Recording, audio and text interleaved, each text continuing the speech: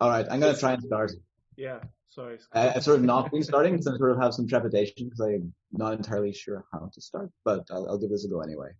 So I'm interested. So like living in the US for the last while, there's one issue which is very, very present and constant, and that's the issue of sort of race and racism. And one of the, like for me, because I've been thinking about it a lot and interacting with people online about it and sort of reading about it and trying to educate myself, it's useful for me to try and put this in the context of OOO and TTT, try and see if they offer new ways of thinking about this issue. So what I was reading recently related to Harman discussing the US Civil War as an object, which is sort of different from other ways of approaching it, in that it has a beginning, it has an end, there's qualities and characteristics. And that got me to thinking of, can we discuss race or racism as an object, or in the case of TTT, as a thing? And what does that actually provide? What is the useful, what use does TTT or OOO bring to this discussion?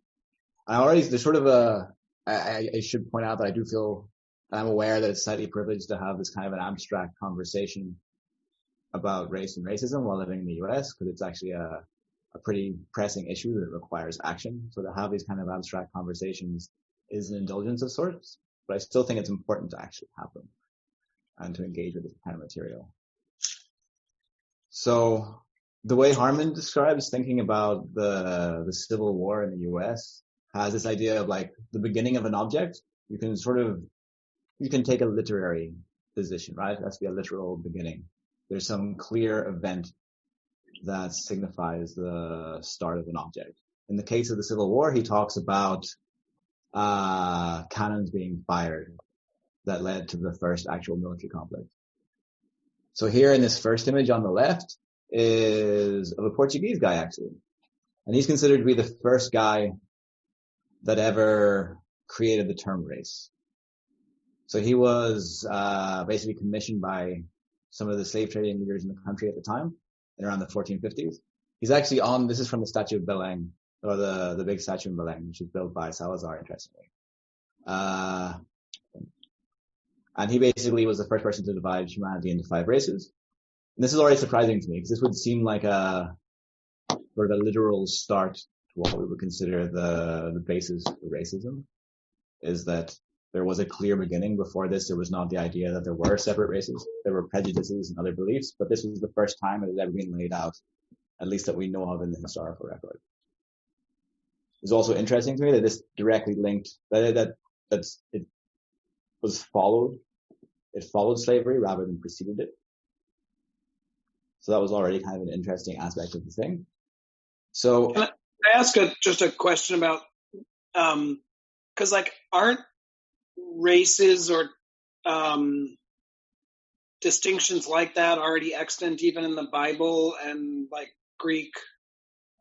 So I guess I'm just trying to figure out whether there's something more specific you mean about the way he was defining it that we should be aware of. So in the Bible, they talk about different groups of people. It's true. Like Mennonites and whatever else. But they're not defined as races. They're groups of people. Races was making a clear statement that there are categorically different humans. And as that science developed over time, we call it science, there was also the belief that they were biologically discrete groups, right?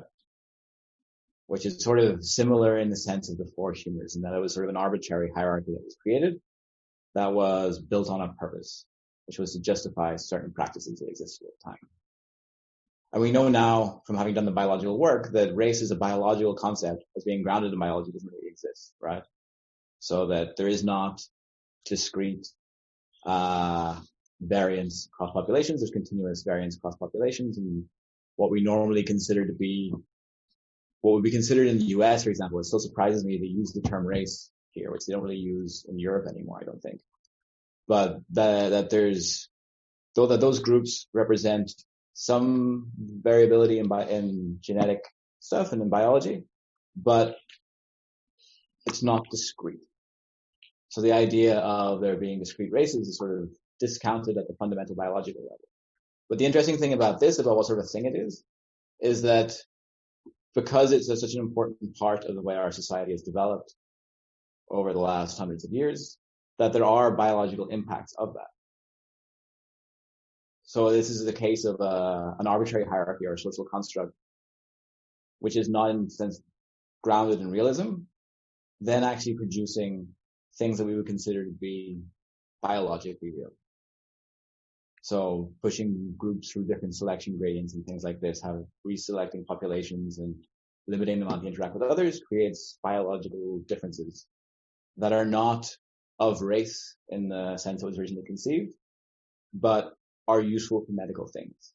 They also do correlate somewhat with ancestry and geographical ancestry, so location where people came from.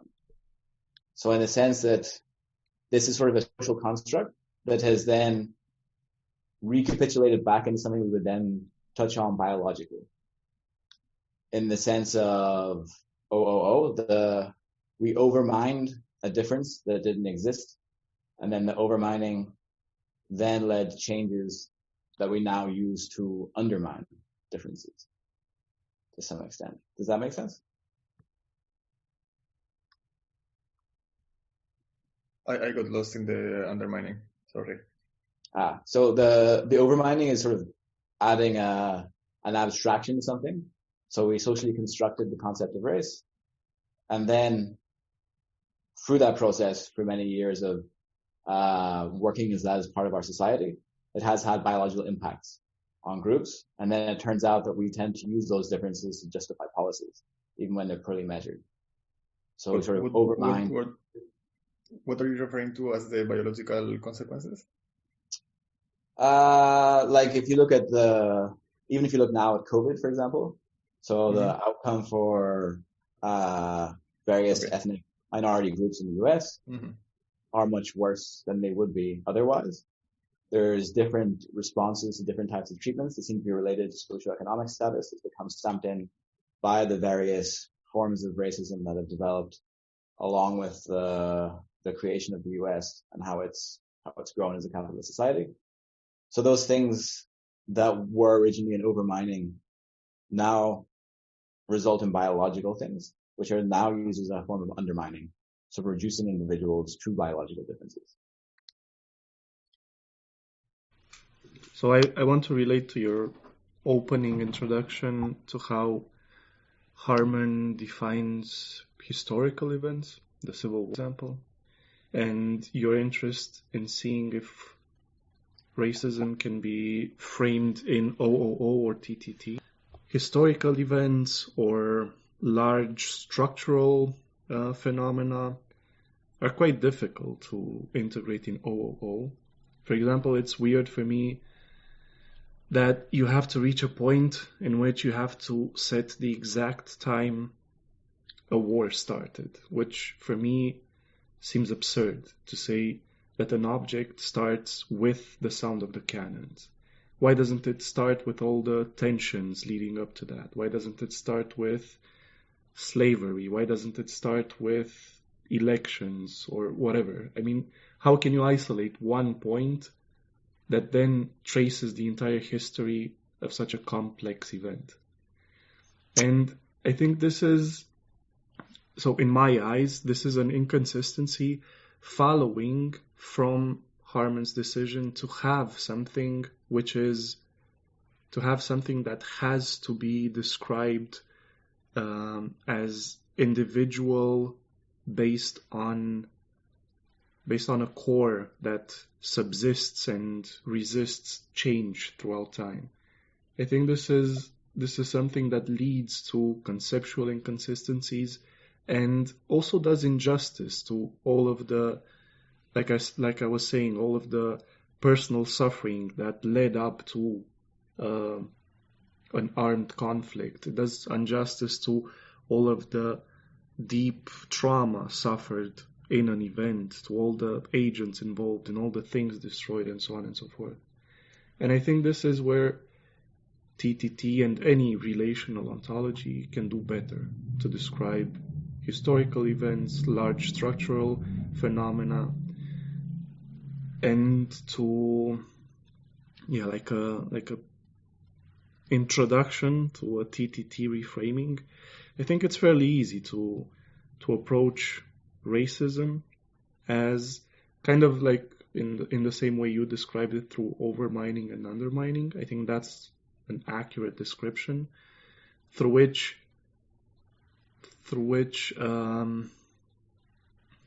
like the human perspective reacts to variety and diversity and a large relational field by trying to diminish it to one stable aspect, and then reinforces that aspect to the point in which communities get polarized, get broken up from each other, and then no dialogue can ensue.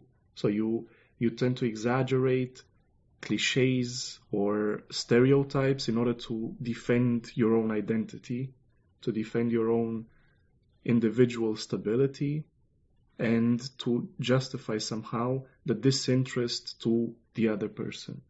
And the best way to justify your disinterest to the other person is either by hate speech or by shoving the other one out in some marginal sphere of existence in which you don't share too much with them, and it allows you to create this narrative of superiority. Yeah, like I think the way I would put what you just said is that in all societies there's sort of an economic and general social contract that determines the types of interactions we have with others.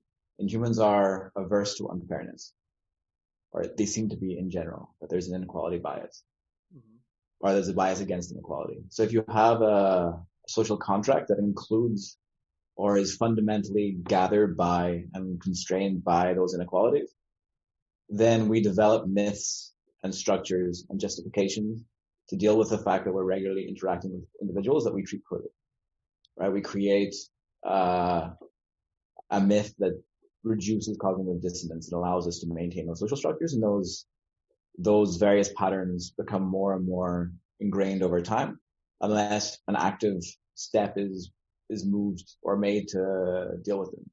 So like in Ireland, for example, the Irish population was treated very poorly by the wealthy Protestant group because they were also sort of dehumanized because they were at an uneven aspect of this social contract. And that seems to be the same for the kind of arguments about patriarchy, for the arguments about racism, that there's beyond the sort of simple prejudice that humans have for other groups, there's a more powerful structural element in which those myths become part of the way a society functions. That's partly why I mentioned this 1619 thing. Because so one of the things I like about Harman is that by defining things as objects, he gives them a beginning, which is defined, and he also points towards an end. Right? Like the object, in his view, has sort of a finite existence. So, for example, he makes a distinction in the Civil War case that there is skirmishes that occurred after the Civil War was officially ended. And those things would not really be considered part of the Civil War, but a new part of the US's ongoing history, right? Like there's a clear way in which you can move from the start of an object to its defining characteristics, to its decadence, and to its collapse. And when it comes to things like social justice, the idea of knowing the trajectory of the object, so knowing when it begins, when it reaches a sort of full character, when it's in a period of decadence, and how it might end, seems useful. Because in the space of most of the dialogue in the US, there is no idea of how to end racism here. There's very useful local practices that people are now doing a lot of work in anti-racism and things like this to figure out how to become mindful of identity differences and to figure out exactly how to manage them. But there's no sense in which an end to the problem is presented there. The same with actor network theory. There's no sense in which this thing, which we refer to sort of as an object or as a real thing, can be eventually got rid of, right? So in the sense of object-oriented ontology, there's a sense in which you can define racism as an object, and then that might give you a map on how to actually get to ending or to at least minimizing it, more so than these other theories might, I think. I agree that is helpful, but I tend to disagree, or I tend to understand it as an oversimplification of a really intricate event phenomenon that doesn't have a clear-cut start. It doesn't start with the guy you presented introducing the term of race. It's deeply embedded into all aspects of life. But there's a way in which, I mean, I guess what I hear Scott saying is something more like, when we name things, we give ourselves power over them, right? That they become coherent as a concept that allows them to be defined, that allows them to be accepted, or to define what it would mean to move on. It's like, it's something about the act of defining the boundaries and giving it a name that allows it to be dealt with in a way that can't be when it's not given that status. Okay, I see that, but at the same time, there are people arguing that that exact same logic is what leads to discrimination. The assertion of power by naming things, by distancing yourself from them in order to gain power over that over which you have no control. And that leading to a logic in which you name something as different from yourself in order to assert your own identity. That's something we got to before, right? This idea of sort of widgets that came with the factory, by breaking things down into their discrete properties and considering them as objects, allowed for large factories to develop. It became sort of the background of capitalism in general. But I think in that case, the slight difference is that those objects weren't considered to be withdrawn, right?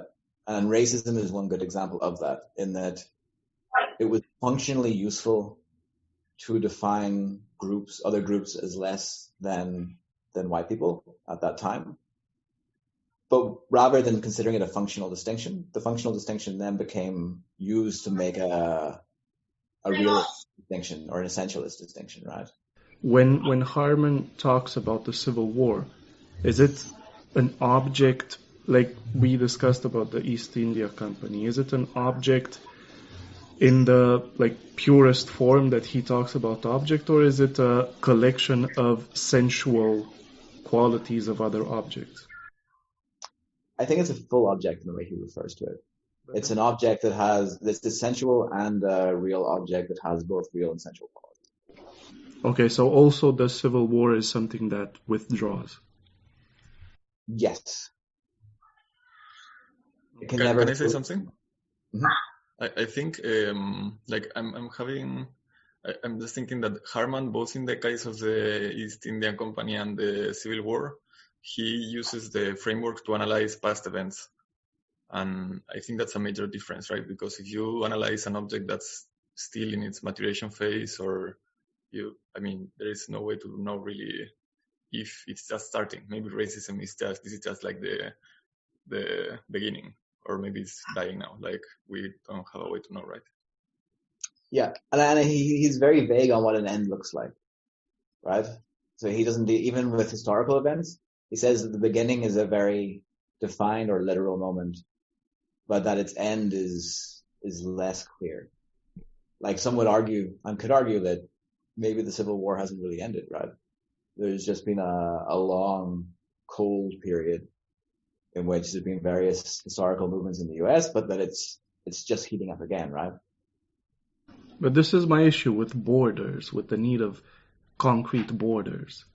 I'm not arguing against the utility and the possibility of naming or localizing things or situations. It's just not, I feel like it's weird to assert I can pinpoint when something actually started. I don't think you need that concrete point of start. But this to me gets back to a tension that I think I have every time we talk about this, which is, there's different levels, right, at which one can discuss things, and you can discuss the constituencies and their relationships, or you can define a set of those as another object, right? We already sort of admitted that that was feasible, that these things are malleable and we can choose where and how to make there was a terminology we were using, right, to gather a set of things into an object and so on, kind of hierarchically. So why would you say that there are some things which can't be bounded or defined that way? So I think I'm being misunderstood here. I'm not saying they cannot be contextualized or they cannot be identified. I'm just saying that identification or that contextualization or whatever description applies is something that is never isolated from all of the other events that happen or circumstances that happen around the event we are describing. And the tension I reacted to in Harman is that to name the start of a thing, of an event in this case, somehow implies to know all of its details, to not have the possibility of something escaping your perspective, which might alter the timeline, which is currently the entire activity of historians, to develop timelines. That's history right now. And by saying the Civil War started at this exact point, somehow negates the entire plausibility of history as a dynamic process, as a fluid, intertwined framework of situations. This is something I struggled with at the beginning when reading TTT. I wasn't sure, like, if it was, like, to me it felt like the definition of things and situations were both like kind of the fact that anything can be a thing or a situation. You just pick whatever set of things or relations. Felt a bit like, okay, then there is no, like, this is too vast. It doesn't really help from the point of view of, like, describing the universe itself. But then I think I find it more useful now if I think about it as a way to understand the universe for ourselves. It's like it's our way of describing it. So it's, yes, everything can be a thing, but it's useful still to have these concepts of things and situations because they allow you to define what you're talking about and what you are thinking about. If I can sort of, I think the point that Eric and Razvan are sort of arguing on, and you, Emma, is very much related in a variety of ways to this topic. So, like, Harman refers to two versions of which things change suddenly. There's a tension here between gradualism and sort of suddenness. I'm not sure what the technical phrase is. He refers to Margulis's theory of symbiosis, which we already referred to. So one example he gives is the idea that eukaryotic cells became what they are now by sort of incorporating parasites, such as mitochondria, which became mitochondria, other bacteria, into their cell, right? So, like, there was this period in which there was a sudden jump, which was created by symbiosis. And he makes various, so in this case, there's ways in which we can see that symbiosis is a good metaphor, because there may have been prejudice amongst individuals for different groups of people. But it wasn't until there was an international trade in slavery was this initial statement made by our Portuguese fellow here to actually redefine races. Also, the 1619 project is sort of getting a little bit at what Razvan was saying before. So the Harman idea of when the U.S. was founded was the Declaration of Independence, right? That's sort of its founding moment.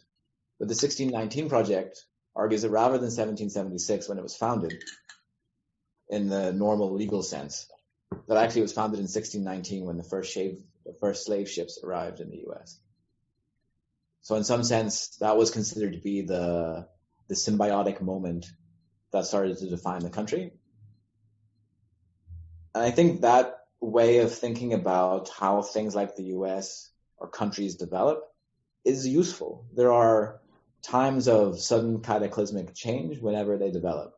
Like whenever in the UK the laws are passed to include Scotland and Wales and things like this, there's a sense in which the UK then exists where it did not before. So this idea of defining the boundary of an object seems useful, but the problem I think that you're hinting at quite strongly, Razvan, is that it's a functional distinction, right? Like it's for the sake of what you're trying to describe. If I'm trying to describe like the legal founding of the US, then 1776 makes sense. But if I wanted to describe the character of it, some fundamental component of it, like there is no relatively full description you can give of the US without mentioning slavery or racism, right? It's not. That's sort of what for me is sort of the definition of what systemic racism is that I cannot provide a useful, reasonable description of that system without including these properties, right? So I can't discuss the US without using race. It's not, or racism. It's not. But I think now, like, it's weird. You seem to have almost swapped to agree with Razvan. And I don't have I'm sort of trying to figure this out. I'm using this as an example to understand TTT, so I don't have a position I'm really arguing for.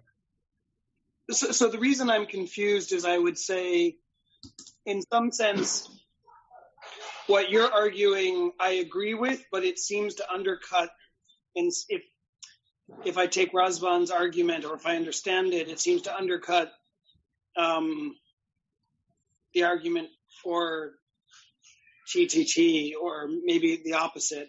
I don't know. Or stepping back, because I just don't understand that well enough. But if I want to talk about things in a functional way, I agree we need to agree on like their space, their constituents, their relationships. And you could argue whether it was the first slave ships or the discovery of the West Indies by Columbus or the arrival of the Pilgrims. There are a lot of, depending on what threads or what extent you're trying to push on, you could choose different starting dates, which would in some sense mean you're talking about slightly different objects, right? Or slightly different situations. And that's fine as long as we understand what we're talking about. But that seems to be a very functionalist view, which actually I'm completely comfortable with, but it seemed to go against what I thought Razvan was saying. But I think Razvan also this also applies for physics, or for, like you mentioned that it's maybe easier to define boundaries in, I don't know if you said science or physics, but I think it's the same thing, right? Like I was talking to Giorgio yesterday about the origins of life, and there you can like choose several different definitions of what life is depending on what you want to get at. yeah, no, I agree. I was talking like in physics when you try to describe the motion of a bike from point A to point B. Like that seems to happen. But that's just because it's referentially like our scale, right? Try doing the same thing with a photon. That's exactly my point, that it's to establish an absolute point of beginning is excluding all of the other points of reference. And so just explain that to me logically. As a statement, it doesn't make sense. It's simply yet another definition of a many superset set of possible definitions, all of which we can entertain. They're not exclusive. Can you make it? No, I said if you try to set an absolute point of start. But for any given situation or any given object, you do it. But not, I mean, it doesn't even make sense to me to say it outside of it. Like, take Scott's example, right? The political, legal existence of the U.S. as an object began in 1776. But, the cultural existence of the U.S. began somewhere in the early 1600s, right? They're just two different objects. They both have simultaneous existence, and we can discuss, their constituents and their relationships. They both have a beginning.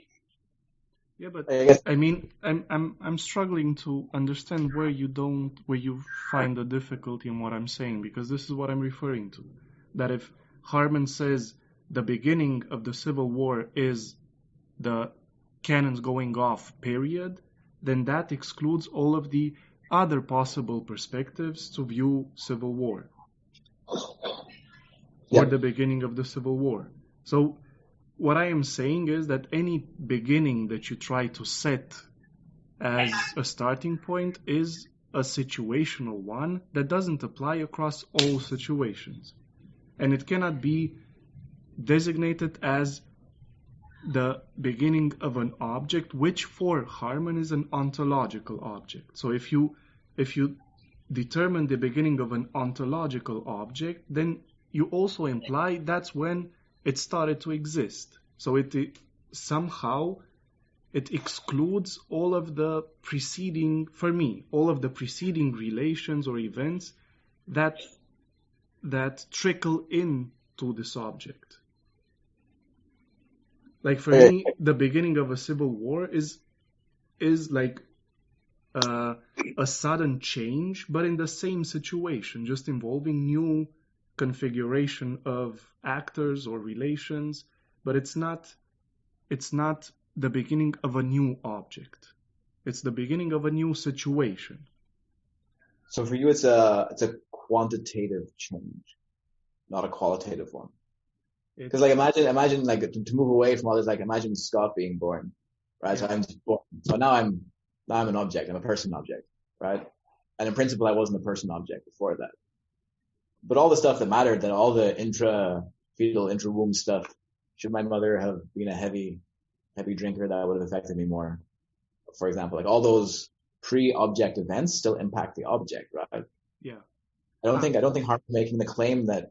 One of the reasons I like this is because I'm still trying to figure out what a thing and an object are. So I'm trying to explore for this. But like, I like the idea of novelty, of new ontological things coming into existence. For me, that's a powerful and optimistic aspect of OOO, which I enjoy. And it moves it away from like a boring gradualism. Like, how do you see novelty? Like, how does this ontological novelty look for you? Because it doesn't happen like an ontological novelty would be a creatio ex nihilo. What's that? Like creation out of nothing. But is it out of nothing?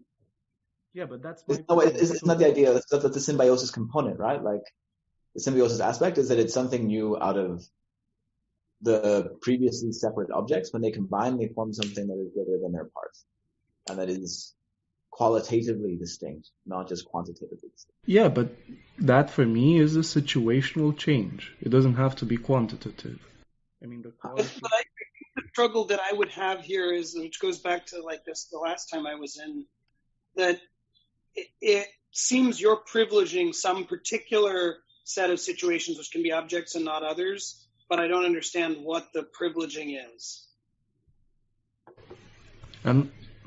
It's not about situations being objects or not. It's about situations being something that doesn't include the whole spectrum of or scope of things.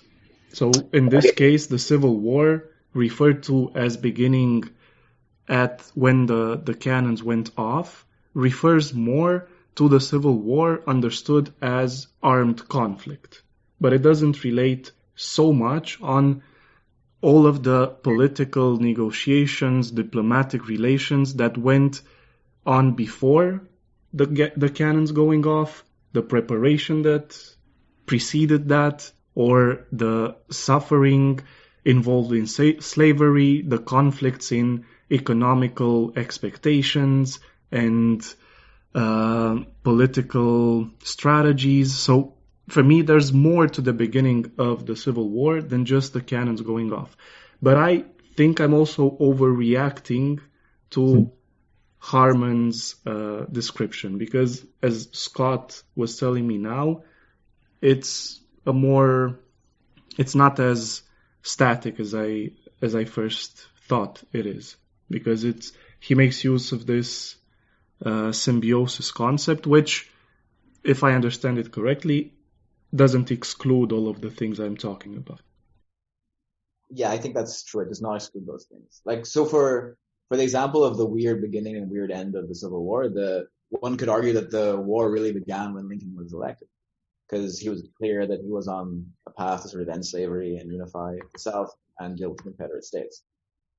So, like, one could argue that maybe that was the political event that was the start, or was it the fact that was it the votes arriving in the voting booths? Was that the moment it started? And at the end, there was conflict that occurred after. There was a major battle that occurred after the official declaration of the end of the war, and there were skirmishes that went on sometime after the war was ended. So all like the beginning and the end of the thing, of the object, it's not clear exactly how formal his rules are for the beginning and the end of an object. It's also clear that they're nested, right? So each of the battles, Gettysburg or Vicksburg or whatever else, they're also objects in themselves. And to some extent, so is the Confederacy and the Union, right? Like those are all nested, interrelated objects. So it's not clear to me yet exactly how they're different from things. Because wouldn't you say that like Harman choosing that one starting point and not another is a form of flattening that's necessary to talk about it?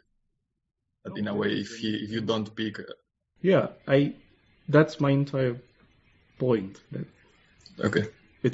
But so my tension with Harman is that the life of an object refers to an ontological description of the object.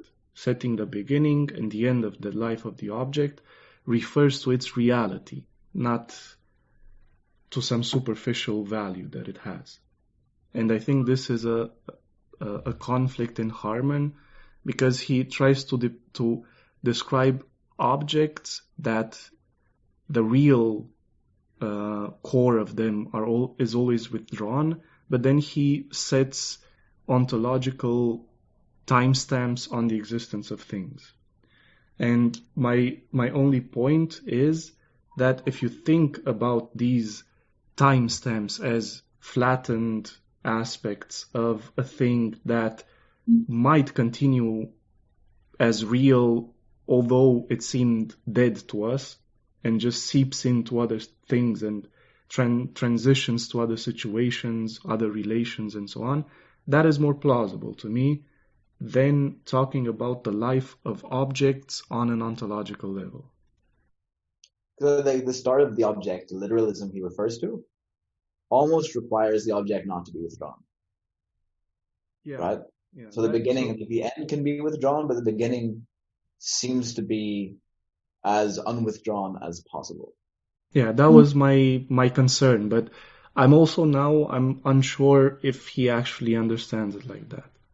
But that would be that's what I'm reacting to, like you were saying. Yeah, there's a line almost where he says that moment can be known, is the starting moment of an object. That moment can or cannot be known? Can. And that's weird, because in principle nothing can be known, right? Because it's withdrawn. So you only have aspects to various qualities that it has. Yeah, like your example. When were you born? Yeah, when was I a person, right? And I think this is I like this tension in the 1619 project, because it takes this object of America and then tries to extend it further back in time. It's fundamentally changing. It's sort of it's slightly revisionist in that way, but via adding a new perspective. It's sort of trying to re-include an explicitly excluded part of the symbiosis that would be defining the start of the country. Yeah, we talked about this actually, like the same issue with extended mind theory, right?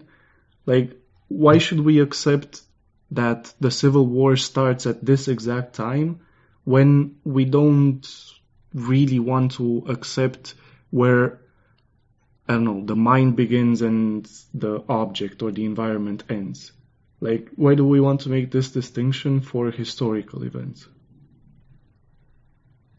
and not for minds or perception? Or I'm happy to do it for minds, right? I mean, minds, depending on what you're talking about, perfectly definitively have beginnings and ends. I mean, a mind does not exist prior to your conception, and it does not exist after your death.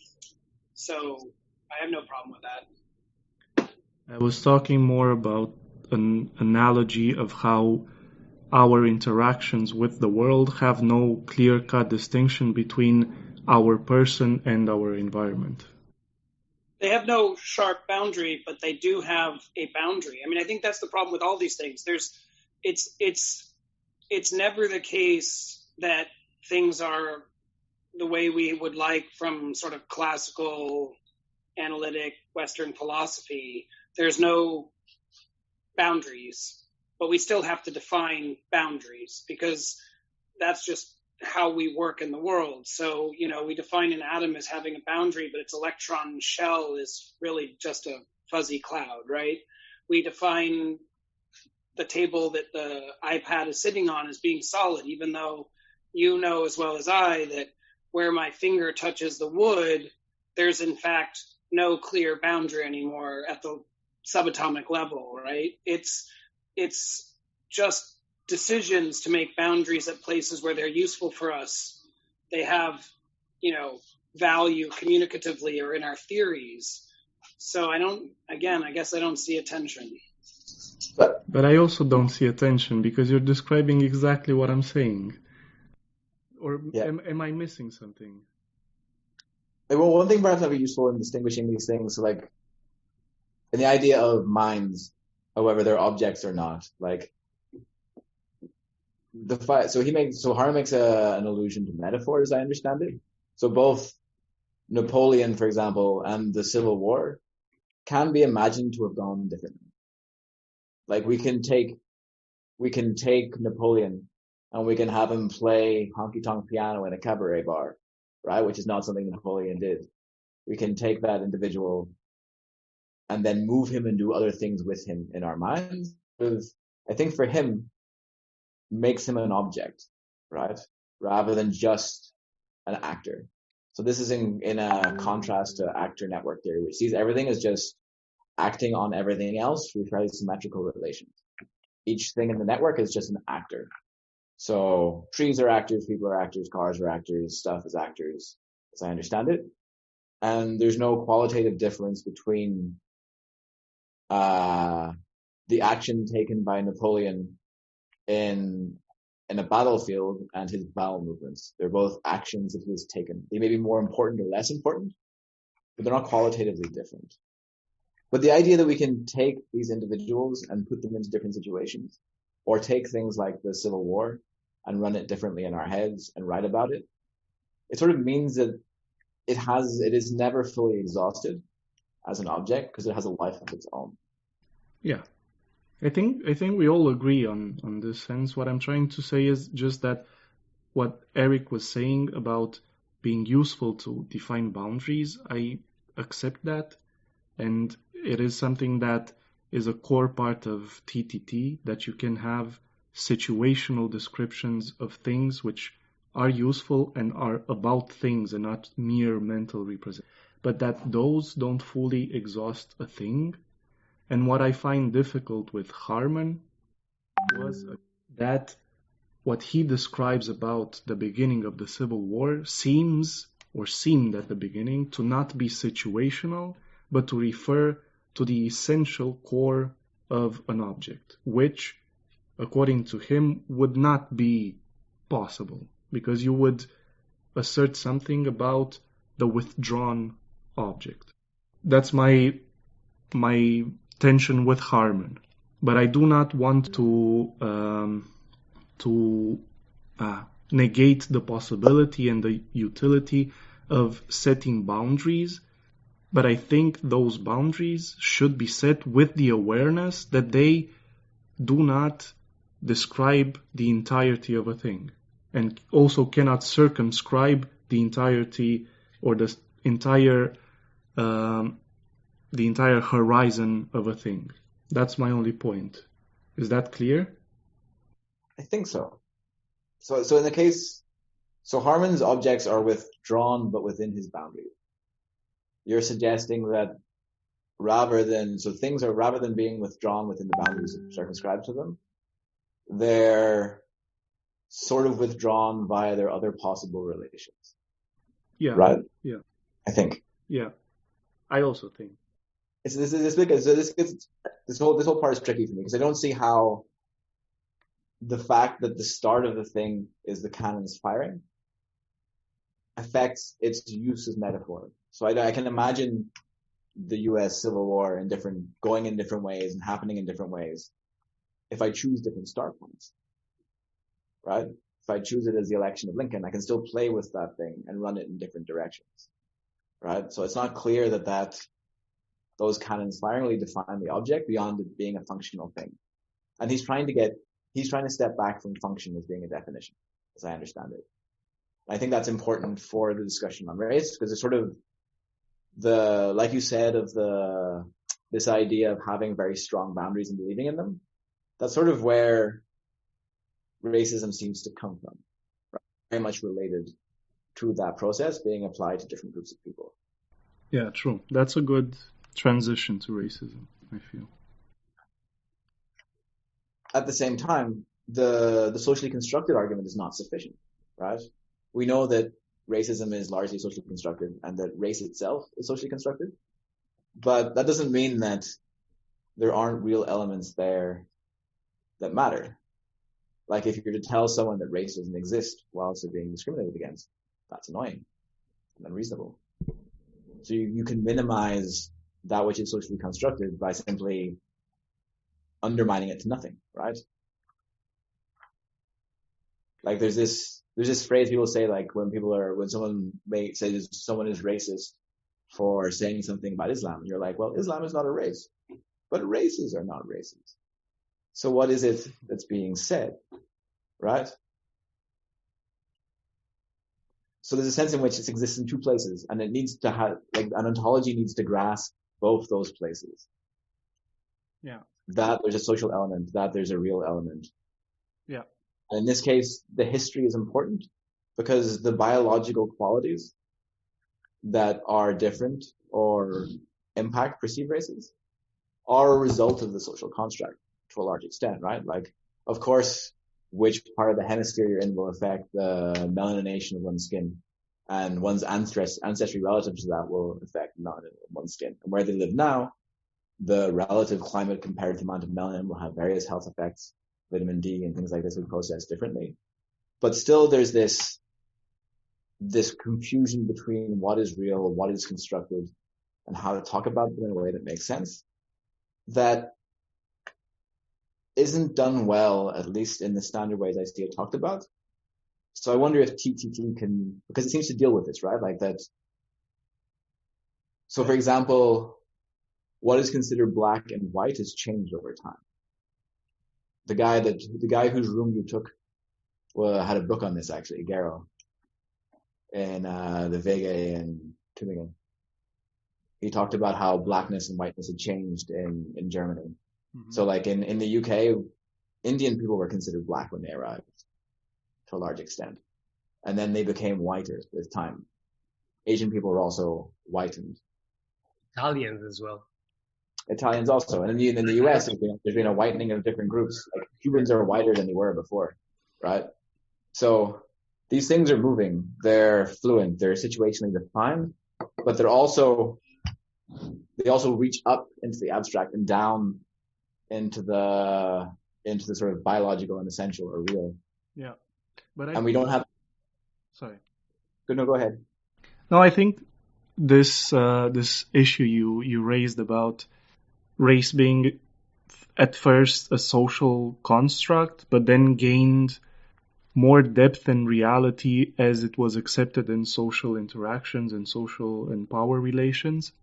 And that if you refer to the history, to the biological history of race, you can say it doesn't exist, right? But that could offend a certain community for which the concept of race was reappropriated as as empowerment agent or concept, right? So then for that community, the reality of race has nothing to do with the biology of it, but it's still real. Yeah.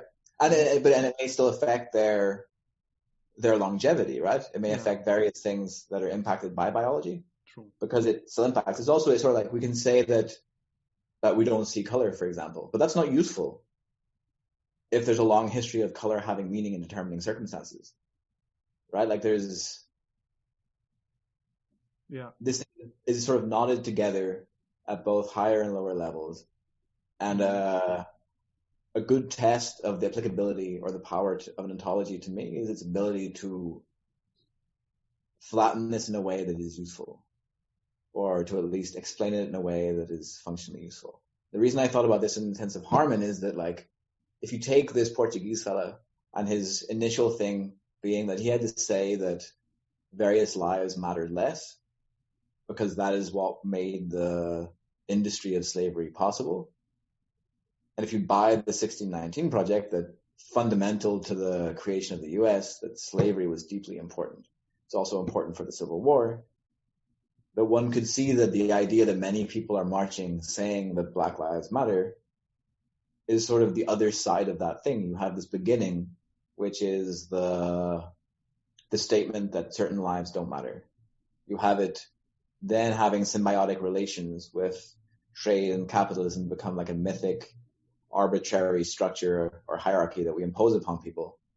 And there's a long trajectory from the end of slavery through various ways in which that inequality was maintained, redlining, which is this way in which various groups were kept from accessing housing, to disparities in criminal justice and things like this. There's a long trajectory in which you sort of see the decadent period following slavery, and then you have now these large protests of Black Lives Matter all across the US, which with large numbers of white folk also attending together with various minorities in the US. Like, there is the sense in which if it were an object, you could look at its life and you could try and at least predict where it might be going next. Though Anna's point on it being generally applied to historical and not ongoing events is an important one. Also, in the sense of TTT, like, all events are sort of kind of ongoing, right? Like, situations change, but the qualitatively different thing doesn't stop, right? Yeah, at least like what we were saying a second ago is that these things all have only semi-boundaries, right? They continue in some form indefinitely in time and space, or in time and... I guess what I'm struggling with a bit is, it seems at the moment, in order for this concept to be useful in the practical discussions of, racism in the US, it's about defining what it means for those who've been affected. It means thinking about the consequences of this situation on people's lives, right? It's something that we're doing, I guess, with a purpose. Is that fair? Yeah, I think that's a fair point. And I think also the way Scott described it, that fits how I and Zach, I hope we see TTT. What TTT basically says is pick any beginning of any event. And if you go along with it, you'll see that it can be extended endlessly. It can run endlessly deep. You can connect the introduction of the term race with all of the relations that led up to it, that affected all of the people involved, and still has consequences to this day. So usually at this point, I'm like not gonna speak up because I'm probably half asleep. But I've been trying to say something for probably 45 minutes, but it's just impossible because there's never a point where I can step in. But yeah, I generally I would generally agree with most of what Razvan says. the thing that like in the discussion, the thing that stands out in my mind among a lot of other reactions I had was that always the discussion of history or contemporary situations is abstracting or flattening enormously from the individual lives. Like I don't know if that was the point that Eric was making, but it sort of reminded me of this, that, we can talk about the suffering of the people who were minority groups, etc. But like at the end of the day, that's an abstraction for stuff that happened to individuals that have a sort of, well, how'd you say, ambiguous relationship to those objects that we start talking about. And there's another point that I want to get back to, Scott, if you remind me, this thing about social versus biological, but it's a bit of a digression. But I just wanted to emphasize this point that I think, like for me, the way what TTT kind of thinking or this sort of thinking makes me think is that whatever story we're going to tell about the beginning and the end of this historical event, it's not going to be it's going to be a very simplified account, right? It has to be, but somehow the story. So the thing that really set this that really impressed me about this was going through 9/11. So I happened to be living in New York at the time, and like to be there and very close to the site, and then to watch it as portrayed by whatever it is you watched. For me, what was overwhelming all the time, it was just like what you see in the story of what happened is just such a minute sliver of what happened. Like even for such a punctate, easy to define, event that took a day and happened in a specific place, etc. Like how many different people were impacted by that event and what different experiences they had, etc.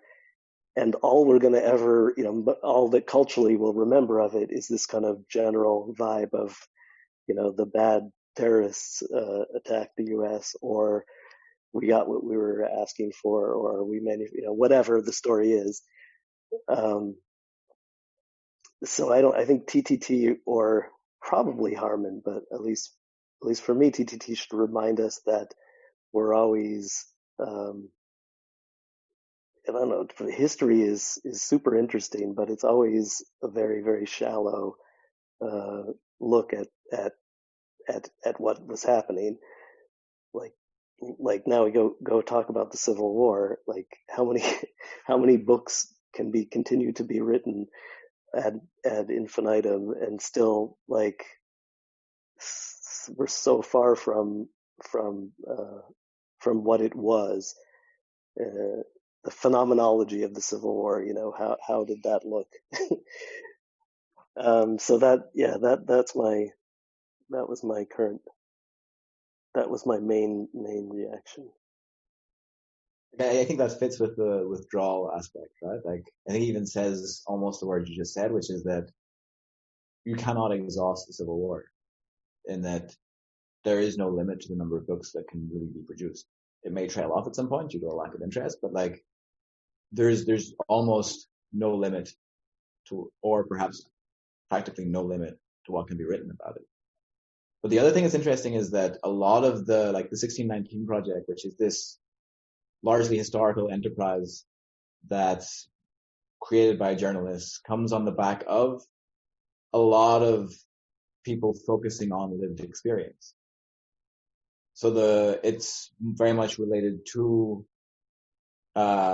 critical theory and activism and anti-racism, and that is focused very much on what it feels to be in those groups and how they are treated, as well as also what it feels like to not be that, like the feeling of whiteness or the feeling of blackness, and focusing on those things as being meaningful in and of themselves So like one of the classic things people could say is like, I did not intend to be racist, right?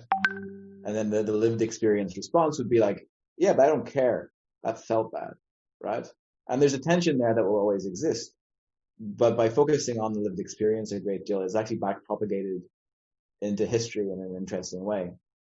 And by at least not privileging the intent of the actor, who's normally the one in power, but also focusing on the experience of people that have been impacted by it, it's actually allowed for those sort of changes of how we view the history. And I think in some ways that's a nice aspect of this, is they've incorporated experience, and that's changed the thing or the situation more than I think people realize.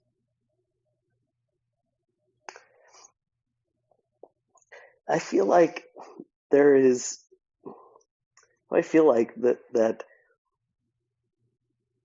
there's this may or may not make sense, but let me throw it out. That there seems to be a longing in what you're saying, in what you're asking of philosophy and of history, but now of philosophy. You're asking of it to provide some kind of solve, some kind of answer, solution that will make the problem better. Like to find justice in truth or something like that. And I see these views more as saying this is a constructed process where we're doing the work. We're not finding it in the philosophy. The best the philosophy can do is not exclude us from doing our work by serving up false realities or constraints that are not there. But ultimately, it seems to me like the philosophy can't be pointing to the answer as much as pointing to the necessity for us to address the problem by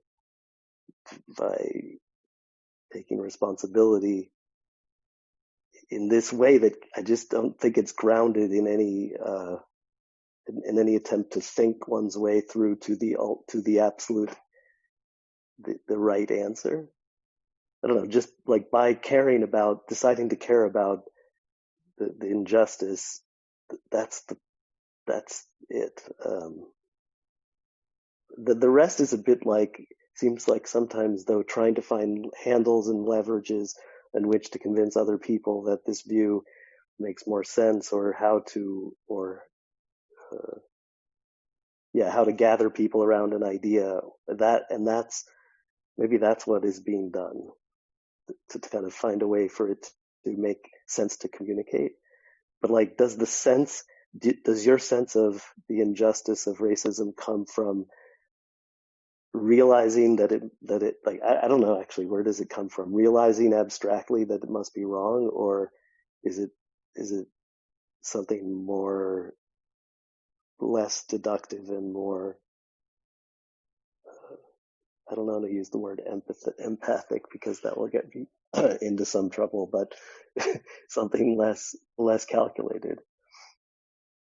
Like, is it visceral? Am I being unfair? Am I being unfair to say that you're looking for an answer kind of like that? A little bit, but let me explain from one of our prior discussions why I think it sort of makes sense to think that way. So there was an ecological aspect to TTT we sort of hit upon when discussing the pipe cleaners, in that by realizing that the pipe cleaner is a thing that has many relations before it and behind it, is very different from just defining things only by their function, right?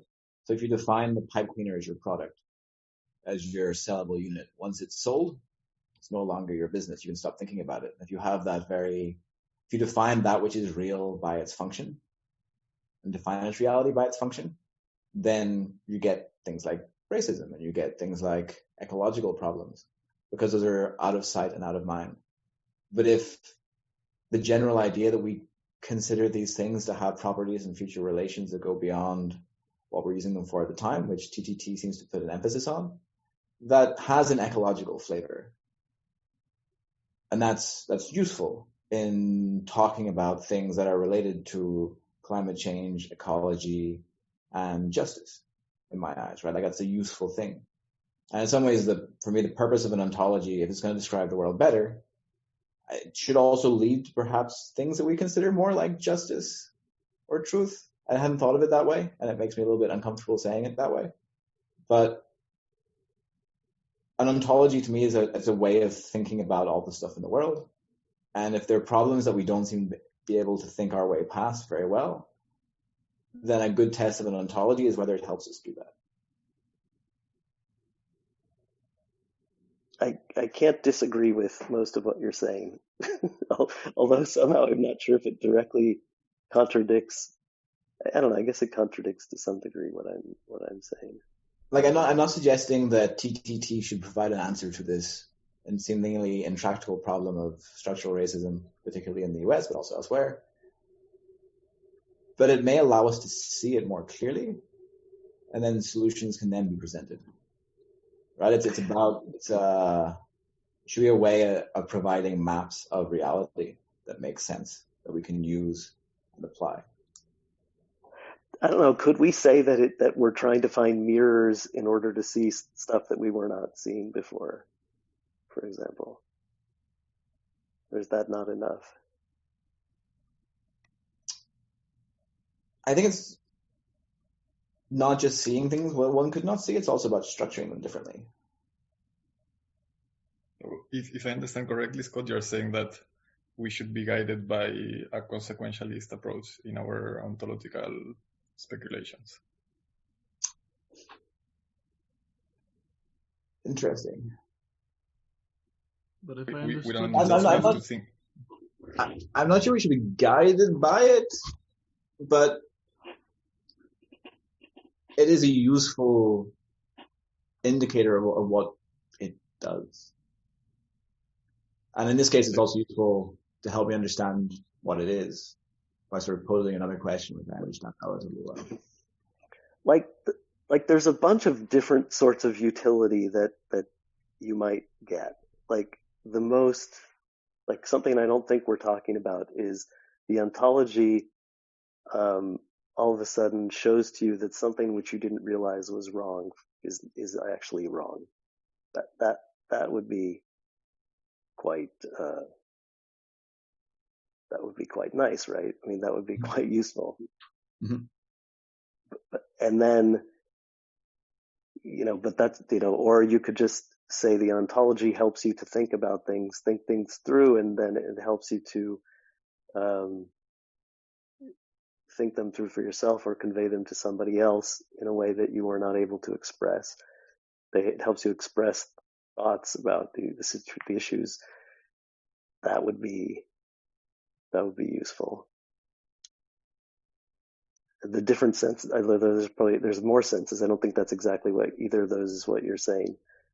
But to me, like the way I'm trying to describe, like to speak to you as TTT and with all due excuses to TTT itself, the thing, the thing you're trying to do is a kind of flattening. Like you're trying to find a way of framing this issue that's important, which is, let's call it a thing that however you're gonna deal with it, see it and then move it, you're going to take some ungraspable thing, withdrawn thing for Harman, or for TTT, very much the same thing, a thing that has many, many implications and components and that you cannot grasp, and you're going to lay it out in a way that's really, really simple, and that's a very powerful thing to do. You're going to get control over this thing which hundreds of years ago, or at least thousands of years ago, couldn't be conceived of and therefore couldn't be addressed or created at that time. Now, what happened, it's not so much social took over from biological, it's more that a certain kind of, I hate to use the word consciousness, but a certain type of consciousness is now available to flatten situations into very interesting, abstract, let's say, we always say situations, like to see a situation that involves these colossal forces of history, or that combined with various biological forces and symbiosis, like that's I guess what I don't think TTT or OOO has provided that. That was happening, obviously. We're just sort of able to say, see it happening. And TTT wants to say it's inevitable. Like all things relate to other things partially. Very much like Harman says, you only get sensual objects and qualities, not real objects and qualities when you try to interact with something or know something. And we can talk about, well, we would want to know whether, are you overly flattening? Are you, we would accuse Marxism or capitalism of doing over flattening and causing problems. Is this casting of the problem actually of like funneling everything into the concept of race and racism? Is that overtaking, is that too prominent in the discussion of what is the United States or what is the problem? I think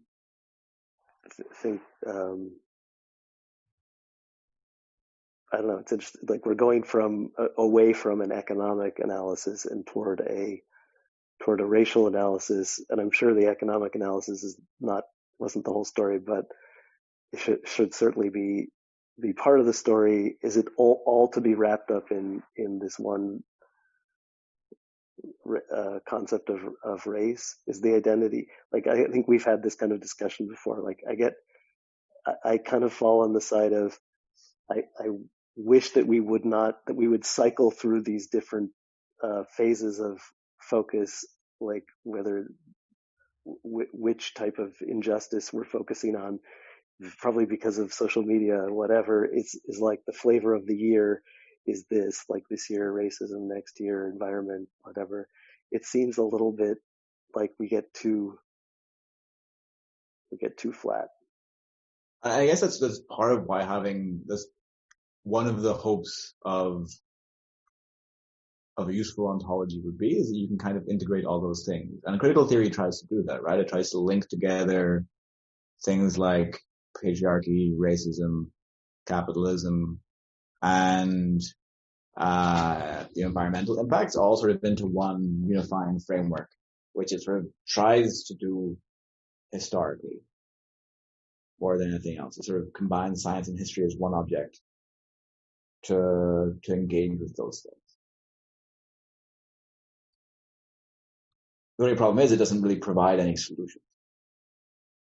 It just mitigating the process. It doesn't provide any way out because it doesn't see those processes as having an end. But an essential aspect of critical theory is that it tries to deconstruct precisely what I was trying to say at the beginning, absolute divides. Like it focuses on the historicity of events to try to show that there are no criteria that one community, one ethnicity, one nationality should fulfill in order to qualify as something. Yeah, empirical reality is sort of within history, right? So the history of the various different views one may have, and the knowledge of history may change the knowledge of current events. That may not really impact what it means to think about, say, electron charge or things like that much, but it might a little. And it might start to think about things such as power relations and social interactions. Those history might impact it much more, right? Yeah, but this is all based on the reaction against, like TTT, also against essentialism, against any part of any thing or situation in this world that might live on without being affected or being changed by the circumstances in which it resides. That makes sense. That's a nice way of putting it. I don't think I quite understood that about TTT until now. I think this is compatible with both what you were saying and what Zach was saying. That, I mean, you can't provide an answer, just like critical theory doesn't. You are pointing towards what can be, what tends towards like the more fair spectrum of thinking than towards the exclusive, discriminatory spectrum. So that is a critical attitude, right? To engage in a reflective manner with your surroundings, with your own engagement with that, and never succumb to any fixed or static presuppositions about things that posits any changeless nature of humans or things. Can I amplify that? That this is for me was a lot in my mind before I knew about OOO, before TTT, and is really what Karl Popper pushes, and often Popper is considered to have said something like, you can't prove something is true, or you can only falsify. And what he was really concerned with was the exact point that Razvan is saying, is that you should never take any truth to be fixed. And as soon as science admits something that has been proven, then that's not science anymore. There's always must be the possibility of falsification, which he linked to the possibility of societal change and against totalitarianism and in favor of open society. So I think that's very much the spirit of saying, whatever object you think you've got there, however much you think you know about it, it has other aspects. And so you could be at different stages in the process of thinking you've now finally got it, or maybe just you're starting to try to grasp it. But you should never be assured that you've got the whole thing, and you should always be open. So it sort of makes a kind of scientific, or a certain type of scientific approach, if you buy that view of science, out of approaching this kind of problem that's not it's not a scientific empirical approach in the sense of we're talking about testing X versus Y, but it's this notion of everything being hypothetical and never accepting a dogma. That's really that's I think I don't know, Razvan, for me this is like the strongest driving point of TTT, is to never accept any absolutes of knowledge. So that goes against Harman choosing one specific starting point for an object. Yeah. Like, is that a way in which he's not? I think he can't. He's closing that falsifiability. I think he can't have said that. I can't quote exactly how he said it, but the historical object must be a sensual object. It's like, and I don't see how, because it's a knowledge. It's obviously you're not in contact with the historical object, or even if you were there, you would still be relating to it. Maybe I misunderstood. So I can't see how he could have said that the real object. I don't know. He may very well have said it. It just doesn't make sense to me, which I think that was coming up for other people as well. I think he's either inconsistent or he's just talking about sensual objects. I think I don't see the falsifiability kind of requirement as applying to statements like the one Harman is making about objects, in the sense that, I mean, like the Civil War or whatever. In the sense that I think, at least, it's not something that can be tested scientifically or that you can refute. So I think it makes more sense to think about it in the sense of I am choosing that starting point to define what object I'm talking about, because the object is actually, it should be like a million entries vector to describe exactly what I'm referring to, but instead we just have this word. And the word could have 1,000 different meanings, and I'm deciding that this word will have this meaning now that I'm talking about it. And like I'm talking about this civil war. And there could be, that's the problem with the ambiguity of language, that you can use the same civil war sentence to refer to any other starting point object. I mean, any other object with a different starting point. I don't know if that makes sense. Yeah, I think it makes sense. I don't mean to say that. So the Popper thing is more of an analogy than I was trying to say. I don't mean literally empirical falsification. So I think it's more like in doing philosophy, history, whatever, in trying to react to something. The hypothesis is the current situational view. I always thought of the Civil War as starting with this moment, but instead of saying that we can call that a hypothesis, it's kind of what you're saying, I guess. Like, that's a hypothesis for how to think about the Civil War, and we don't want to say that's falsifiable in the sense that we could find, well, yeah, you could even say, well, yeah, we kind of learned it was wrong because we discovered some document that actually suggests that it's better to think of it having started a little bit earlier, right? It's not exactly the same, but I don't mean to I do not mean to state it's empirical in the exact same way that Popper was applying it. I think I could see that view of like the object, defining the object as having as kind of stating a hypothesis, and it could be falsifiable in that.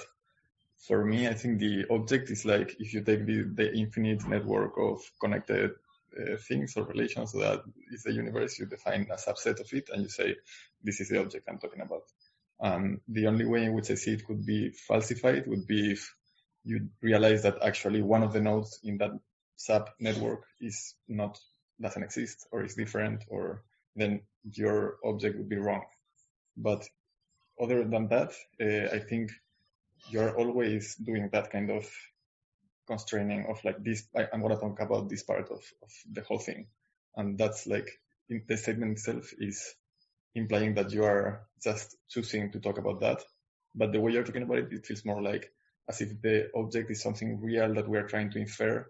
And it's like we are trying to get at what racism actually is. And then we have to iterate over like different trials, different like, you have to try to get to that real thing as if it's something that exists somewhere, where I see it more as like, it makes sense for us to think about what definition we want to use of racism and how that affects the world. I agree with what you're saying, not with what you think that I was saying. I'm definitely not saying that I think that there's something underneath. I think Harman looks at it a bit like that.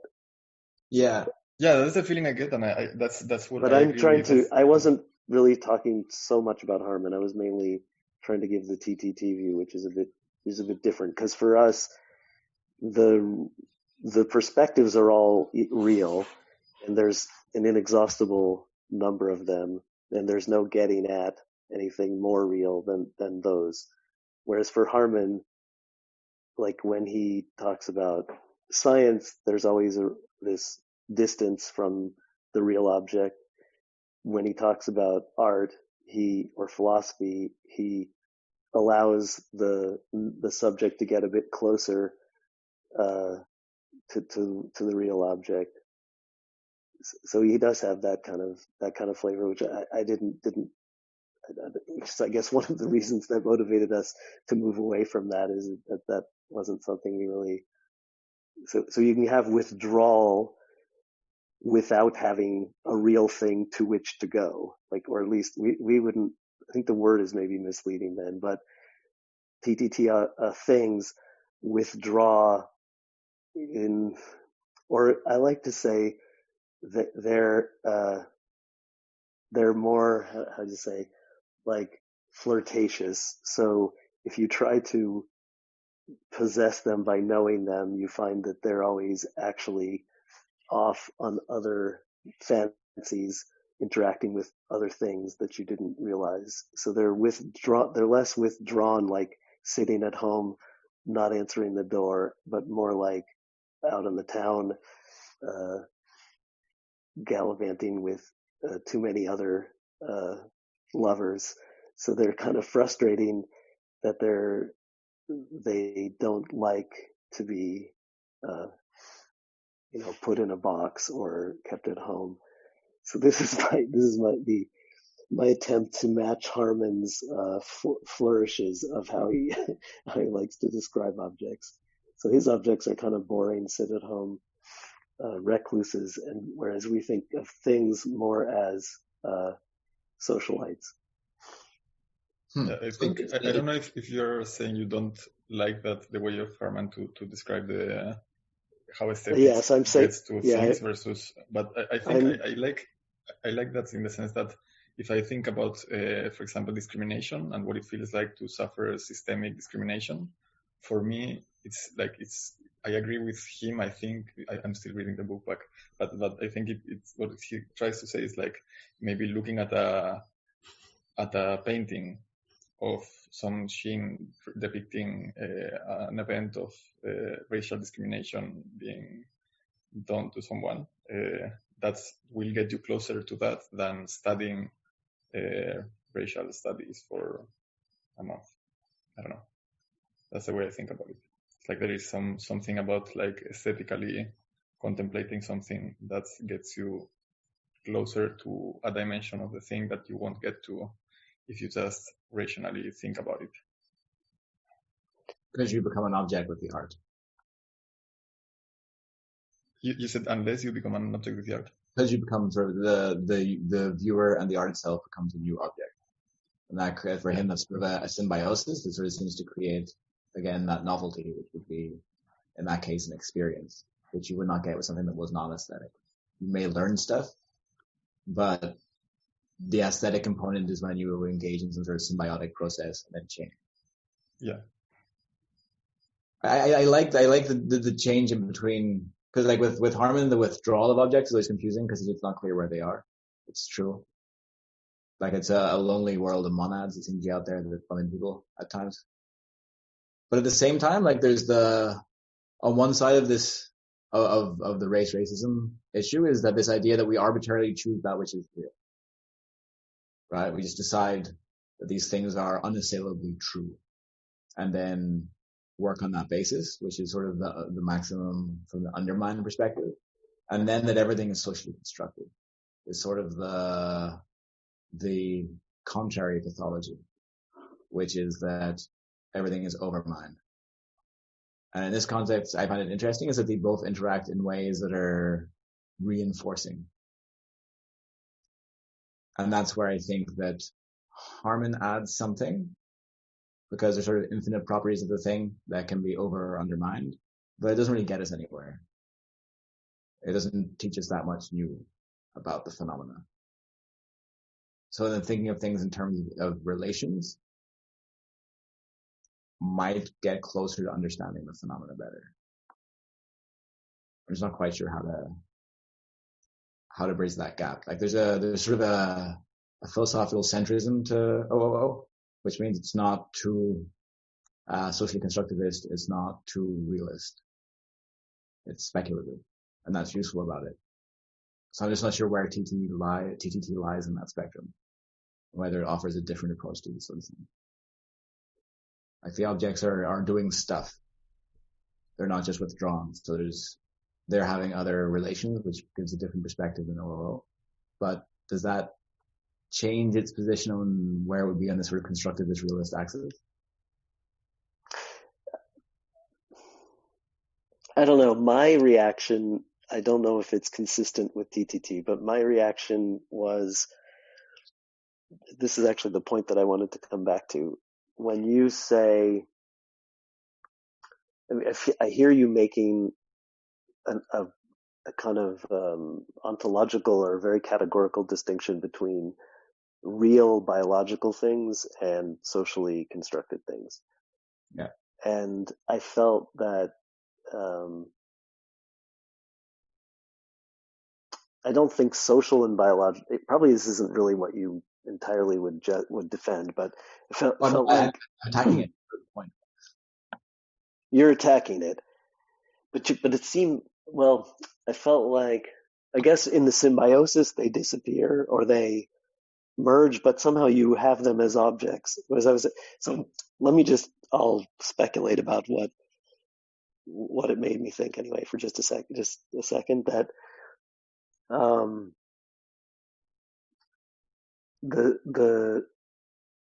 the social is biological,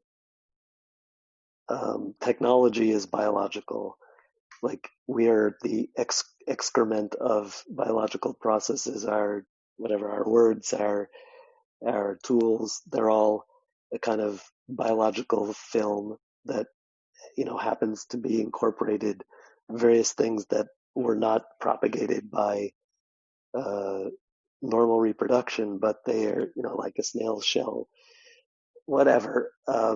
It's an extended phenotype. So why are we making this big distinction between what's true and biological versus what's socially constructed?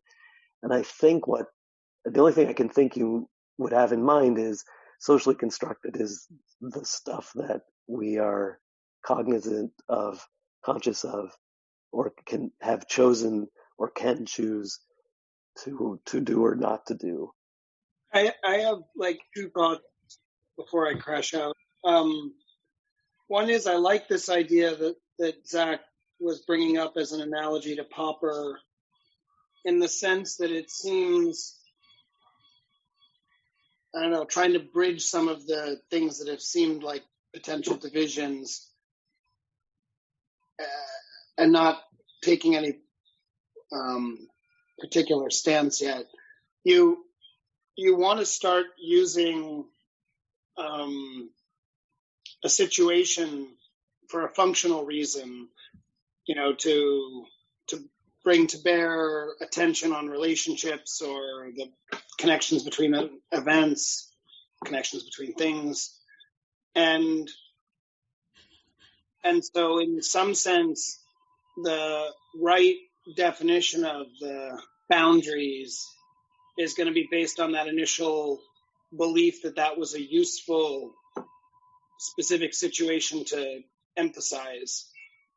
But it can always be changed or adjusted, as our needs change or as we realize that it wasn't serving them.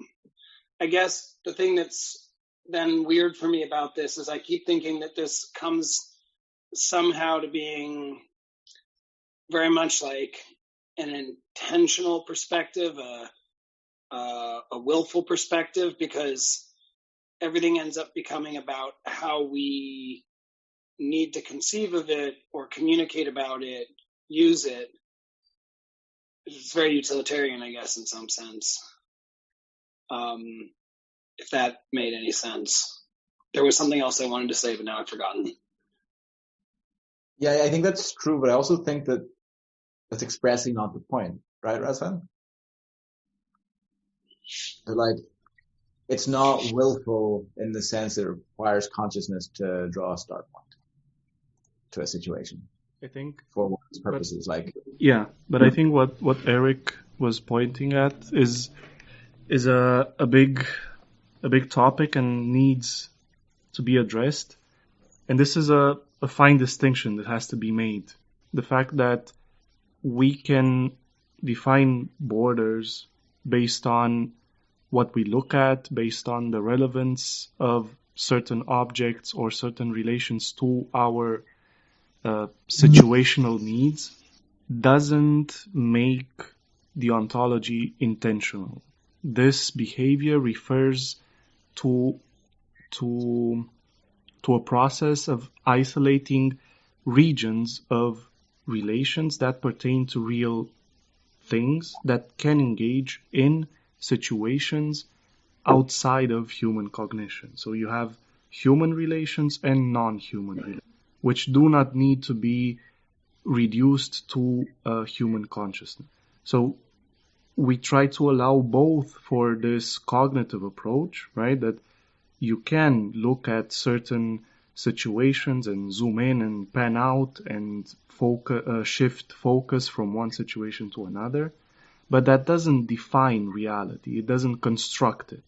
It just localizes or it just draws a line that identifies a region of relations, of real relations of a thing, which is engaged in situations with other things as well, not just with us. I mean, I don't know, sometimes here I get lost in the jargon, but the way I guess I feel you responded is there is a existence outside of consciousness. That's sort of like a statement that there's a perspective taking of some kind in the relationship between the thing, which is us, the speaker, and the stuff in the world, which is in the world, but is independent of us, doesn't require us. And I guess the thing I was trying to say with respect to what Zach was saying is that there's two aspects to what it is that then informs that perspective. Whatever the real stuff is, the things and their situations, we define sort of the objects that we use for purposes, both because they map to the world, but also because they map to some utility to us. So there's like a mixture, a compromise. I mean, take, the definition of skin color as race, right? That is something that is about facts of the world. It's about true things and their constituents. And I guess some of those are human and some of them are, the melanin molecules. But then there's also the purposeful use by people to, place hierarchies and do things with it. And so it seems like that means that there's always a mixture of these two things. And the question is, do we have an approach which allows us to, in the Popperian sense, always question that perspective? And it seems in part by being a perspective we can, because it means that it's not just a view onto the world, right? We also are imposing something at the same time. But here, I guess, this is where I always have a problem with the classical separation in philosophy of ontology, epistemology, and mind. It's hard for me to know how to bring together some things which are supposed to be statements about the constituents of the world in ontology, when it gets bound up in something that is about our mental states or our perspective taking, or even social constructs, because most of the utility for things like objects is actually our ability to communicate with other people and use them to order things on Amazon or make rockets go to the moon.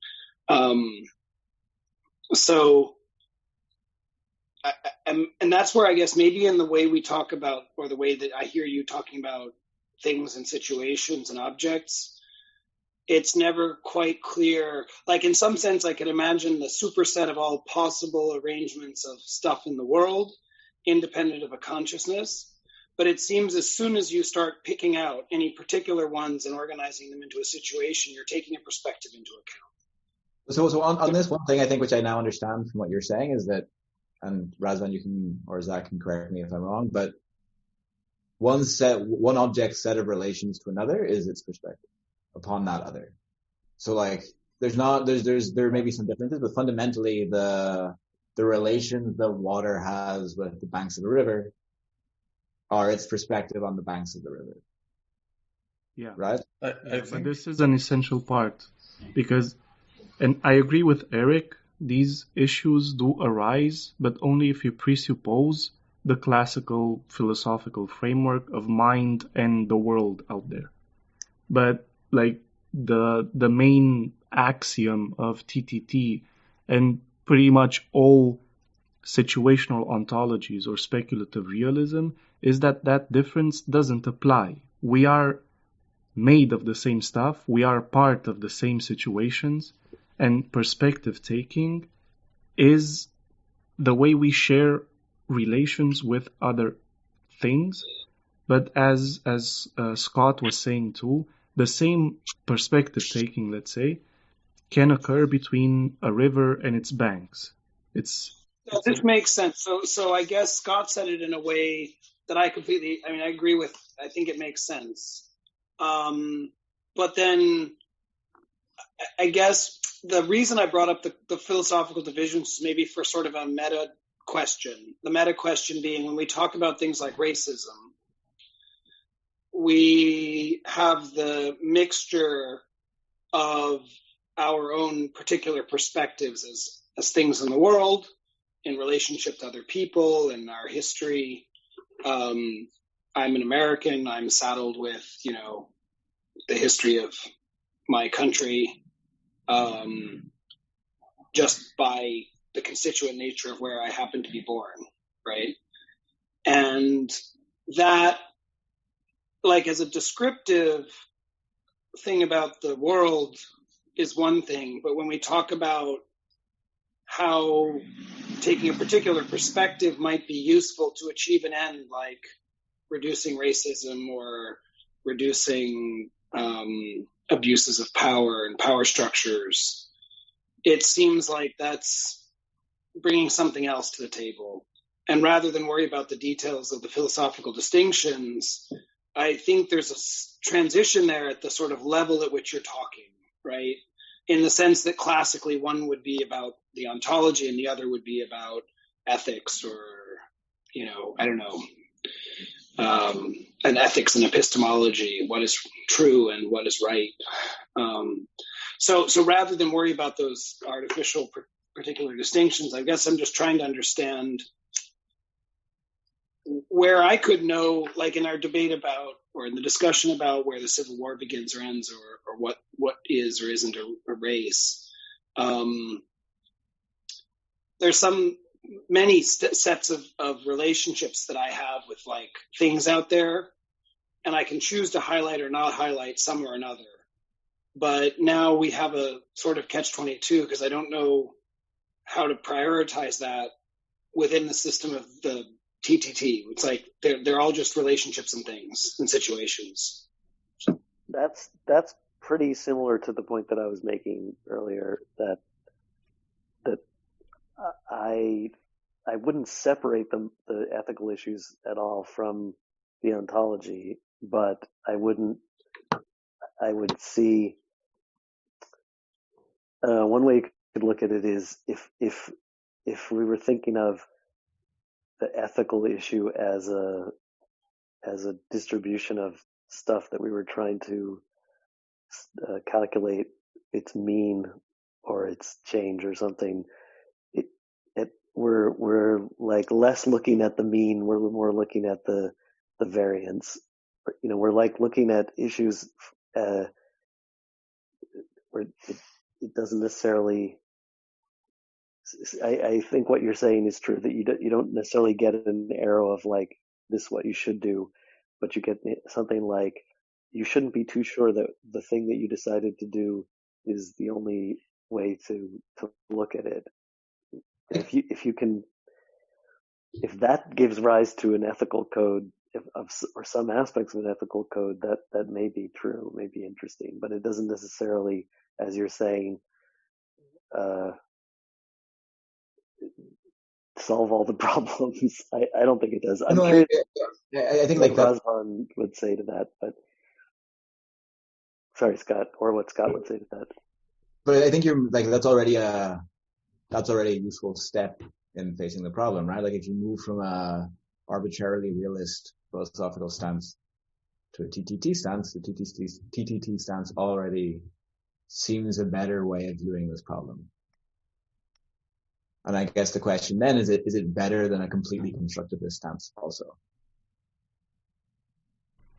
I mean, is it easier to I don't know, develop yourself in a prison cell, or when you have a wide array of tools at your disposal, or a social system that allows you to have education and to focus on the variety of epistemological stances or ethical stances and to engage in open dialogue, I would say the latter is preferable. Right? And if you But it can think also go of, too far. yeah, it can also go too far, yeah. But that's why you need the possibility of making distinctions, of focusing on certain situations, of navigating between the wide array of relations presented to you, right? But Yeah. if you deal with an ontology that says human beings are entities that think rationally, a lot of discriminatory discourse arises from that, and it has a lot. Like this entire history of race that you were talking about, how to use the term, it bases on criterias to be met in order to qualify as human. Yeah. And our ontology says, no, that is intrinsically wrong to have criterias in order to qualify as real or as worthy of the same treatment as any other real thing. So that is a useful thing. It is something worth arguing for, in my opinion. But then like how TTT approaches in that sense, for example, animal experimentation or veganism, or like I think it's I don't say I like from an ontological point of view I can see everything as being flat, but then it's also useful sometimes to establish boundaries in that sense. Well, yeah, but it's also nice to think of possible futures, right, in which animal experimentation might not be required. I mean, why exclude that? And also that the TTT creates the possibility of being a vegan person who does invasive animal experiments, right? Like there's a situation in which the relations that you have to the animal are ethically maintained by putting electrodes in its brain and then sacking it some weeks later. Yet you would never eat an animal, right? And I think that's me. I was also been in that situation. Well, not too much. I stopped being vegetarian when I moved to Portugal. But like this is a really funny. This is such a funny point because like we can applaud both the ability to take different perspectives, like that's a really high value for TTT, and also to accept the inconsistency that we always find ourselves in, where we see the same thing in completely different ways, and we don't mind that they're not reconcilable, because we really do this like perspective taking. That I think it's, if I dare to say what's an interesting human thing out of that, the river doesn't switch its perspectives as much on the river banks as we do on our banks. That we may relate in a similar manner, but we find all sorts of ways to relate to things. That's really interesting. Yeah, and in that sense, I was a bit weirded out by the definition of perspective as the relation that one object has with another object, because I think I feel like that's very reductive in the sense that my perspective on animals is not dependent only on my relation with animals, but also my relation with other things. I guess I would say it's the minimal component, perhaps. Like the relation one object has to another is the minimal component of its perspective. Of course, its perspective will be formed by its connection to its relations to many other situations and things. Especially when we're talking about something like that's not one electron banging off another, but one person trying to make an ethical decision. But one thing that TTT does say in this sort of context of like Black Lives Matter and things like this, phrases like silence is violence as an absolute, then don't fit in within the TTT framework, right? Like there are certain absolutes within the anti-racism movement, which defines things sort of in a gradient, in a way that I think is often very useful and very powerful, and locally within the situation itself, very useful. But things like silence is violence is not something that seems sustained by this idea of there being many different possible relations one could have to the thing. I think it does if you consider it in the context. Like, it's not a statement about reality in general, that any kind of silence is always violence. Like, I'm sure, like, it's something specific to the context of racism or discrimination, right? I mean, Yeah. silence Well- is violence is accepting the status quo, which is accepting the limitations taken as definite realities, in the sense. Like, Yeah, I understand. I was just saying that I don't think it's a statement. No, I'm agreeing you can with take you. literally. Yeah. Okay. Yeah. But it reminds one that it's within the situation, right? Yeah. It's the relations that exist that define that state. Are you meaning this in the way that I think, like, there's been a lot of trouble with the slogan or phrase defund the police, right? Coming in the same space. But here I could think of it in two ways, right? One is there's a coherent situation that they're referring to, but the label they're using to transmit it has been disconnected. I don't know what space that fits into, ontology, communication theory or wherever, but it's a weird problem that we have, that the words we use, the things we are trying to describe with our words, which I guess are also things, it's a problem that we can have, like, multiple levels of this disconnect, right? There's what one might say is they have a very coherent and perhaps quite compatible view with somebody else, but there's a surface level and attachment that is creating enormous tension. And then there's others that are maybe applying to many situations, and you only understand their relevance in a particular, larger situational context, which may be the phrase that you brought up more, Scott. Does that make sense? I think so. I think we're all on the same page there. I realize, guys, this is getting to now like over 2 hours, so I don't want to feel like I'm keeping you here until we solve racism, because I don't think that's going to happen in the duration of the Zoom call. But just to point to something, because you started the discussion talking about the social contract, in which inequality can arise, and the way you phrased it sounds really similar to Rousseau and his criticism of Hobbes, and he traces back, like, inequality to the social contract that privileges property, like taking control of something, right? Yep. And I think this relates nicely to what we were talking about until now, of asserting limits as your own property, like something that is unchangeable, that is immutable throughout time and space, and how dynamics like that lead to alienation, to polarization, to communities closing off within themselves, refusing dialogue, refusing to accept any other limits, or to open limits, or to expand. And what I found really nice in Rousseau was that for him, morality, in like the most naive state of humans, is something that is unquestionable. It's merely empathic relation to anything that can suffer. And what ethics becomes is, so what this naive morality becomes, is a system in place to protect the property of others, like their control over themselves or over their relations, which leads to inequality.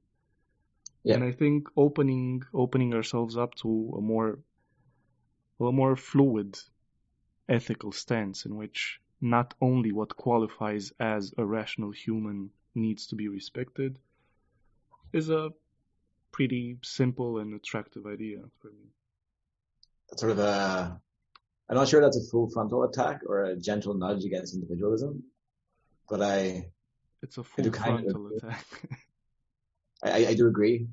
But at least within this, you can sort of still define the individual, though, right? Like you're not. Yeah. It's not like going as far as actor network theory, where there aren't really individuals; they're just actors that act on other actors in a network. You're still leaving space by being able to, by explaining the existence of situations. You're still allowing individuals to exist, but they're not privileged in the way that they should not be allowed to create their own unassailable relations. And that's kind of what power is, right? Yeah. And I think a nice alternative concept for individual, one that I like, is the concept of person, which person refers to the many roles one has in different situations, but that still has a continuity between those different roles. So something that does allow you to identify yourself as the same person throughout situations, but it's not based on this individualistic core that needs to be protected. Yeah, it's sort of a, I don't know how, I wouldn't, it's not the most technical way to put it, but sort of a slightly left-leaning yet centrist philosophy, it seems, while being radical. It allows the fluid existence of individuality without necessarily making it sacrosanct or dissolving it entirely. Yeah. Which is, I think, that's sort of what draws me to OOO also, is that it's like this speculative realism is somewhere between constructivism and realism. So it's trying to integrate those things. I think TTT does that in a way that's very interesting as well. I think it leans more left, and OOO leans more right in that space, I would say. I would agree with that. I don't know if everybody would. I guess I'm struggling here because for me there's a tension between things that accept a very flat space that's, I guess, very left, but at the same time not, and also, I guess, not privileging any particular perspective, but it also leaves open the sort of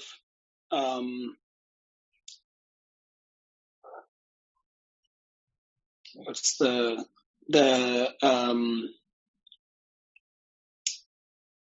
there's a vacuum to me in that I think, now speaking more politically and ethically, there's a sense of there is something there, and I can know what it is from a personal perspective that's also very right and very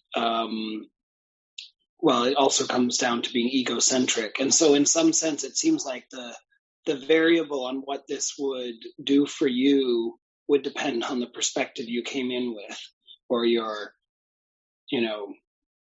leanings. You don't think it drags you in a direction?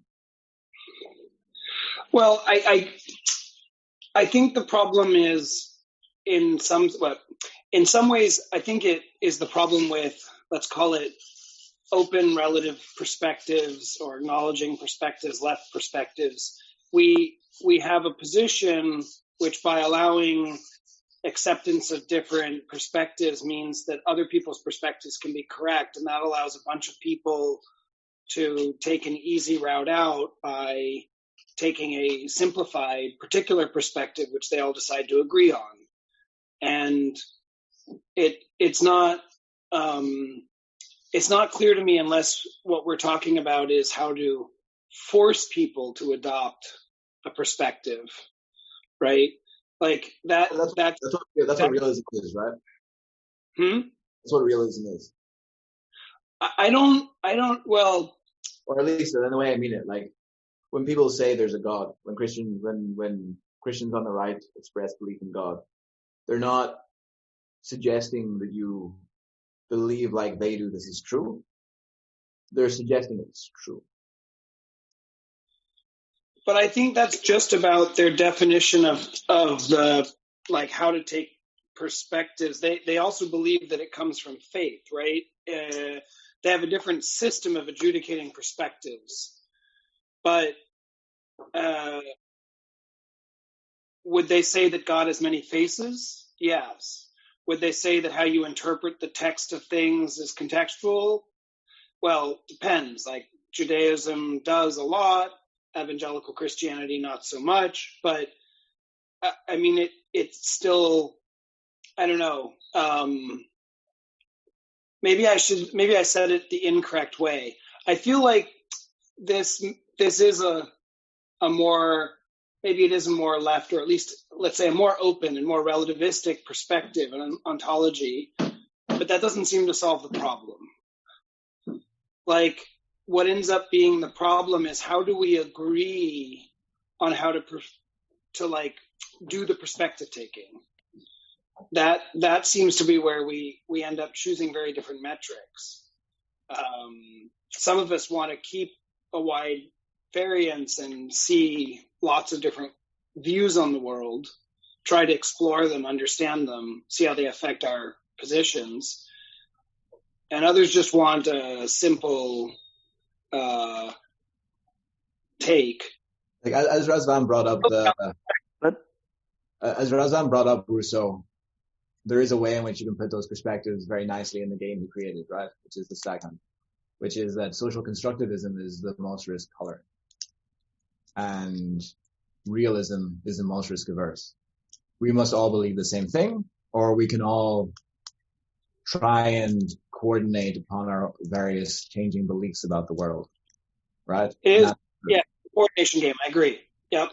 But I think one thing that's missing from Eric's description is, or maybe it's something that I see as a misunderstanding, is that it's not about relativistic perspective taking without like ascribing arbitrarily realities to different perspectives. It's about, TTT is more about questioning those perspectives by confronting them with the fact that no perspective is absolute. So it tries to motivate to go beyond perspectives. It tries to motivate to at least balance out that perspective with the awareness that the things involved in that situational perspective taking are not reduced to that perspective. So it invites dialogue with multiple perspectives, with the possibility of expanding perspectives by embracing non-human phenomena or events or relations. So in that sense, you still ground in something, right? I mean, I guess just because I mostly agree with you, but I wanted to be clear about what I was saying. So, like, take the Judeo tradition versus the maybe I'm being slightly caricatured, but the evangelical, like, Baptist tradition in the U.S., who thinks, on the one hand, that the King James Bible is like the literal word of God, even though it was a multi-translation thing after the original Bible, which most of the rest of Christianity thinks, was written in some other language. And I'm talking, I guess, about adherence here as well. Whereas the Judaic faith has an active, like, scholarly role in questioning the texts and interpreting them as part of their fundamental system, right? But both of those are collectively systems that are distinct from, say, a scientific perspective taking on the world, which would exclude many of the things that they believe within those two systems. So even in taking, which I completely agree with, this kind of active critical stance, we still have to hold on to some things as primary. We have to give privilege. In one case, they give privilege to the Torah or the Bible or the Word of God or whatever, and we give privilege to, protons and electrons and quarks and gluons. But I don't see how we adjudicate between those. I mean, at least with what we've discussed so far. Does that make it clearer what I'm trying to say? Yeah, but I also think you address this issue by responding to Scott and addressing how this critical stance is applied in Judaism, for example, or also most like Christian stances or Muslim ones, in the sense that they are approached from the, let's say, region of meaning, or from the realm of relations, how Zach likes to call them, of faith, right? So there is this situational approach that is distinct from the scientific one, but that doesn't exclude the possibility of dialogue there, right? And the things that science excludes from the physical realm of possibility can be accepted in the faith one.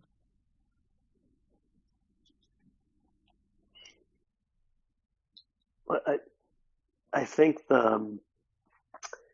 there's one sense we keep coming back to, does TTT, which problem does it solve? Does it help or not help? Or is it really just relativist, constructivist? And it seems you can put your foot down and say, if you accept this ontology, you can't accept to privilege one perspective. I don't know what you meant when you said we take gluons and whatever. I don't privilege that perspective. I don't want to, and I don't even I don't privilege the perspective that says that serotonin runs something to do with uncertainty, or I don't know what it is. Like, I work on that, but that I refuse to privilege that perspective. I think it's dangerous. And what do you mean by but even privilege more in this so, sense? I think, I'll finish in just a sec, that unlike a relativist view that would say we have to respect everyone's opinion about anything, Popper, for example, and TTT say, no, you cannot tolerate an intolerant position. So this is that paradox of intolerance that is rejected by being intolerant of intolerance. So that is a really strong implication of the ontology.